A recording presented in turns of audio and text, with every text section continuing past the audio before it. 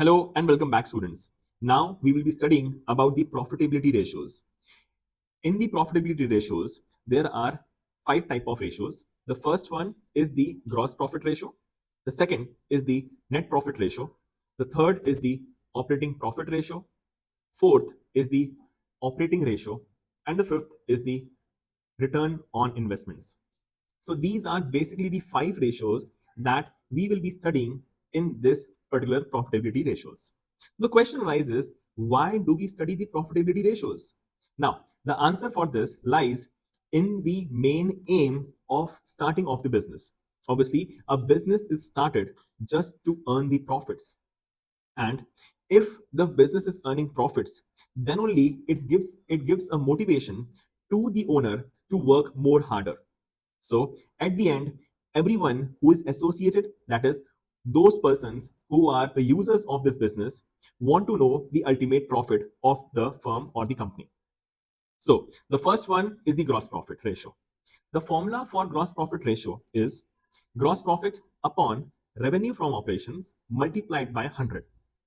Now, the question arises, what is the meaning of gross profit? So the gross profit is the end result of the trading account. Look, just imagine a business which has two of the places. The first one is the factory, that is the manufacturing unit. The other one is the office where the owners and the employees sit. All the expenses which are done in the factory are known as the direct expenses. So in the trading account, mainly the expenses which are done on the production of goods are taken care of, and the goods which have been sold into the market to the customers are also dealt with. So the ultimate profit which a firm derives after selling the goods into the market and deducting all the expenses which are spent on production of the goods is basically known as the gross profit. So the formula to calculate the gross profit is net revenue from operations minus the cost of goods sold. I repeat, the formula is net sales minus the cost of goods sold. Okay, so this is how we calculate the gross profit. Next is the other item which appears in the denominator of this ratio is basically revenue from operation, which is ultimately the net sales. So this was the short and sweet ratio, that is the gross profit ratio. So again, higher the ratio, better it is. Next, let's come to the next ratio, that is the net profit ratio. The formula for this is net profit upon revenue from operations. So the net profit is calculated by making the profit and loss account, in which all the expenses which relate to the office are taken care of. So to calculate the net profit, we simply have to deduct all the expenses of the office, that is basically the indirect expenses are deducted from the gross profit, and indirect incomes are added to the gross profit to ascertain the net profit amount. Now, and the revenue from operations remains the same, that is basically the sales. So with this, we have done the net profit ratio as well. The formula for this is net profit upon the revenue from operations multiplied by 100. Again, the same rule follows. Higher the ratio, better it is. So now let's come to the third one, which is the operating profit ratio.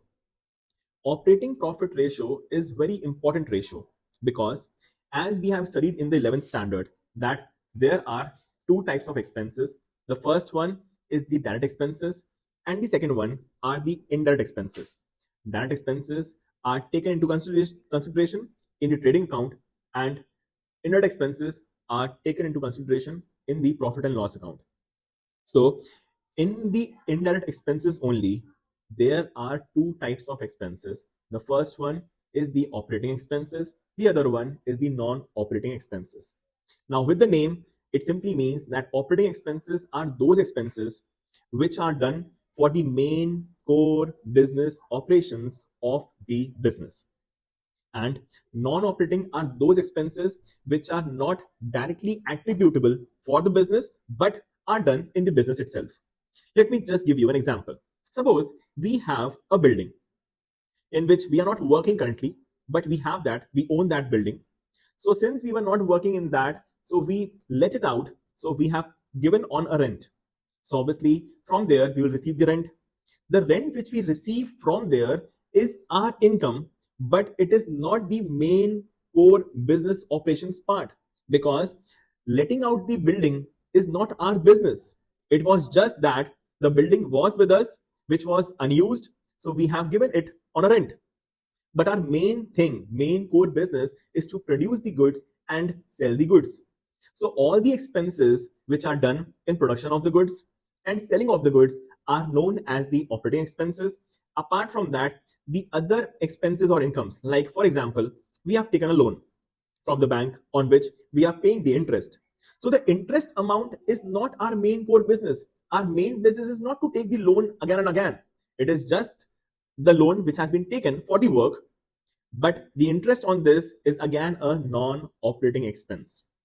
So all those expenses which are related to the investing activity or the financing activity are your non-operating expenses and incomes. So the formula to calculate the operating profit ratio is operating profit upon the revenue from operations multiplied by 100. Now you must be imagining, you must be thinking, why is it that everything, every profit is in connection, is being done in connection with the revenue from operations? Because the amount of goods we are selling, we will check the profit according to the same. That is, are we earning enough profit or not as compared to the goods we are selling into the market? So that's why every ratio has a connection with the revenue from operations. So this was the formula for the operating profit ratio. Now, to calculate the operating profit, simply we have two of the formulas. The first one is the gross profit plus operating income minus operating expenses. This is the first formula. The second one is you can start with the net profit as well. That is net profit minus non-operating incomes plus non-operating expenses. Okay, so these were the two formulas to calculate the operating profit. Again, the same rule will apply because this is also a profit. Higher the ratio, better it is. So with this, we have completed three of the ratios. Now let's come to the fourth ratio. Fourth ratio is the operating ratio. This is not a profit ratio, but this is in connection with the cost incurred on the production and selling of the goods. So let me just explain you with the help of the formula first. The formula for this is operating cost upon the revenue from operations multiplied by 100. So in this, we do not check the profit, but we do check the cost incurred in the business. Okay, so the formula to calculate the operating cost is basically the cost of goods sold plus the operating expenses minus the operating incomes. Now, divided by revenue from operations. So revenue from operations is the same. That is your net sales multiplied by 100. So this time it is just the opposite. That is, lower the ratio, better it is. As you can only think that obviously the cost should be less in order to earn more profits. So expenses should be minimum. So this was the fourth ratio that we just discussed. Now let's come to the fifth ratio, that is the return on investments. So the formula to calculate the return on investment is net profit before interest and tax upon capital employed into 100. Now, this time, yes, it is a bit different because this time we are not able to see the revenue from operations. This time it is the capital employed. Now, just tell me one thing. A business is started to earn profits. Obviously, to start a business, the business requires funds. The business requires the capital. So the funds which are invested in the business can be from two of the places. The first one is from the owner's contribution. The second one is the loan taken from the banks or the publics. So the sum total of these both makes it to the capital employed. Now, the amount a business earns from the amount the business has invested the amount is known as the return on investment. For example, suppose there is a person who has started the business with rupees, say 50 lakhs. Now, if he is earning a profit of 5 lakhs, so what does that mean? That on the investment he has made in the business, he is getting a return of 10%. So this is basically known as the ROI, that is the return on investment. Okay. Now, but here we are not talking about only the owner's fund, but also the amount which has been invested in the business from owner and the loans as well. So that's why it is the profit from which the interest has not been deducted. Just look into this formula.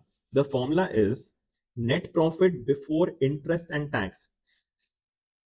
This is such amount of profit from which the interest nor the tax have been deducted. This is the amount from which we will pay to the bankers in the form of interest and to the shareholders in the form of dividends or to the owners in the form of profit. So that's why the formula is net profit before interest and tax upon the capital employed. So higher the ratio, better it is. More the company is earning profit as compared to the capital which has been invested into the business, it is better for the business only. So with this, we have completed all the 5 ratios. There are 2 more ratios when I talk about the ISC curriculum. So in the CBSE, there are only 5 ratios. So let's discuss the 2 ratios as well. The first one, that is the 6th one, is basically the PE ratio, that is the price earning ratio. So what is the price earning ratio? The formula for price earning ratio is market price per share of equity share. Okay, I'm talking about the equity share only. So it is the market price of equity share upon the earning per share. So this is the formula to calculate the price earning ratio, which simply means that, for example, a price of the share, that is the nominal price or the face value of a share is rupees 10. And it is being traded in the stock market for rupees 50. So obviously, if you want to buy that share, you will have to spend 50 rupees in order to have that share. Suppose the company has worked a lot in the year and is giving out the profits. So that profit is known as the earning per share. So with this, we come to know that with investment of rupees 50, what is the earning per share? What is the amount which a company has earned on a single share?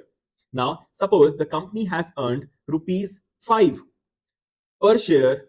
So that simply means that the company is giving out 10% of the amount which has been invested in the business, that has been invested by the shareholder in purchasing that share.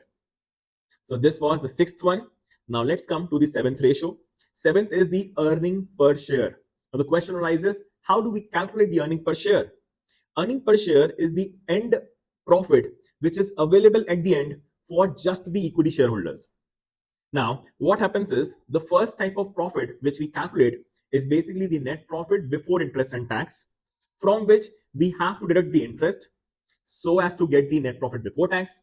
And after deducting the tax from this net profit before tax, we get a net profit after tax. But this is not the ultimate profit. This is not the ultimate amount that would be distributed among the shareholders. From this, in the business, in a company, there are 2 types of shareholders. The first one is the preference shareholders. The second are the equity shareholders.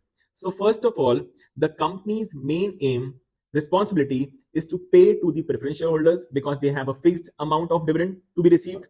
And after paying to the preference shareholders, the dividend to the preference shareholders, the company is left with the amount available to be distributed to the equity shareholders. Okay, I just repeat this again.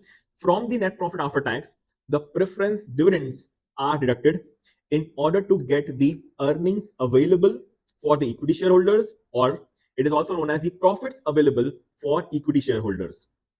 So that particular profit which is available to be distributed to the equity shareholders is to be divided by the number of equity shares in order to get the earning per share. With that only, we can calculate the earning per share. Is that okay? The formula for this is earnings available for equity shareholders upon number of shareholders, with which you can check what is the earning per share a company has earned during the year. So these were the 7 ratios, where 5 are related to the CBSE curriculum and the extra 2 are related to the ISC curriculum. So I hope this full ratios, the full profitability ratios is very much clear to you. And with this, we have come to an end of this accounting ratios chapter. Thank you so much.